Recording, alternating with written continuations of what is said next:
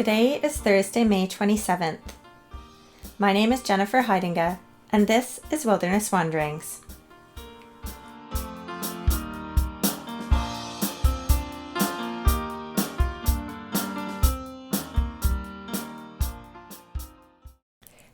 Today our text comes from Psalm 136. Give thanks to the Lord, for he is good. His love endures forever. Give thanks to the God of gods. His love endures forever.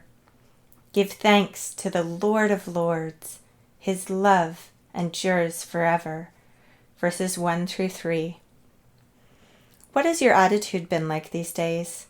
Has it been one of gratitude and thankfulness? Gratitude is not about our circumstances. It is a loving and thankful response toward God for his presence with us and within this world. Though blessings can move us into gratitude, that is not what is at the root of a thankful heart. There are several attitudes that hinder an attitude of gratitude in our lives. I'm going to mention 3 today. The first is the never enough attitude. If we're not careful, we can fall into the trap of thinking that our happiness is connected to what we have instead of who we are in Christ. This includes putting more value on the things in our lives rather than on our relationships with others and with God. We can combat this tendency by expressing gratitude to God for what we have, through giving and sharing what we have with others, as an expression of our love of God and others, and as a sign of our thankfulness to God for what he has graciously given us. In this too are the gifts that God has given in our everyday. The breath in our lungs, the flowers and trees that are budding in vast arrays of colors and styles right now, the warm water on our hands as we wash them, the table and chairs that we sit at for meals that are a privilege to own. God's abundance of gifts to us are given because of his mercies and his grace that he pours into our lives. Christ is our enough. In Psalm 107 verse 9 it says, "For he satisfies the longing soul, and the hungry soul he fills with good things." The second attitude is the "I deserve it" attitude. It's easy to slip into this attitude, especially in light of our current circumstances. Society teaches us from a young age that we should be able to get whatever we want, whenever we want it. This leads to ungrateful thoughts and behavior because we believe that we are worthy of positions and titles and material items, and we come to believe that we deserve only the best.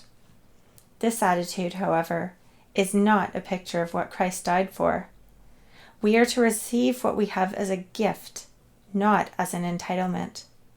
We are worthy only because of the worth that has been bestowed on us by Christ. As it is written, there is no one righteous, not even one. Romans 3:10. We are undeserving of Christ, yet we have great worth because of Christ. Let us display our gratitude to God for who we are in Christ.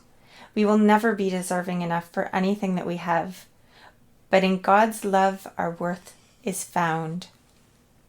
But God demonstrates his own love for us in this: while we were still sinners, Christ died for us. Romans 5:8.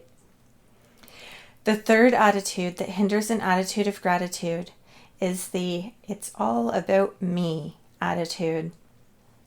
My children used to watch a show about animated cars.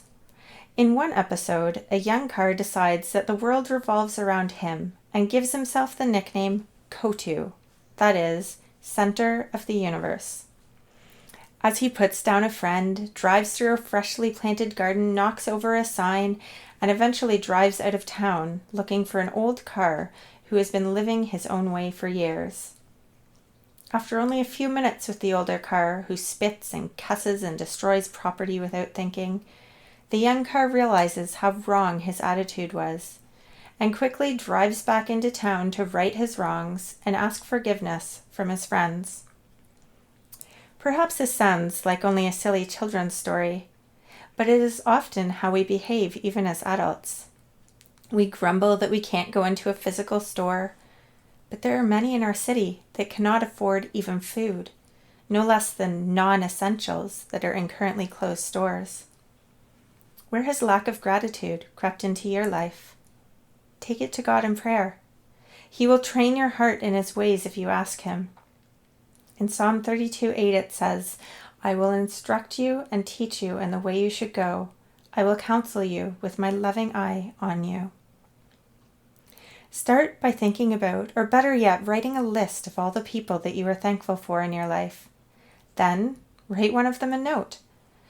There were lots of cards being sent out at the beginning of the pandemic, and I remember Pastor Anthony saying in a sermon last year, "That's become a card-sending church." Part of being thankful is letting those in our lives know that we are thankful for them and their contribution to our lives, whether large or small. Gratitude is a thread that can bind our lives together through the messy days, happy days, seasons of sickness and difficulties. Gratitude is a response to God for His presence in our life and in the world. Gratitude draws us near to the heart of God, our Creator, and allows us to get a glimpse of how He sees each one of us, His image bearers, and His creation. Astounding. Thanks be to God. As you go now, may the peace of the Lord Christ go with you, wherever He may send you. May He guide you through the wilderness, protect you through the storm. May He bring you home rejoicing at the wonders He has shown you. May He bring you home rejoicing once again into our doors.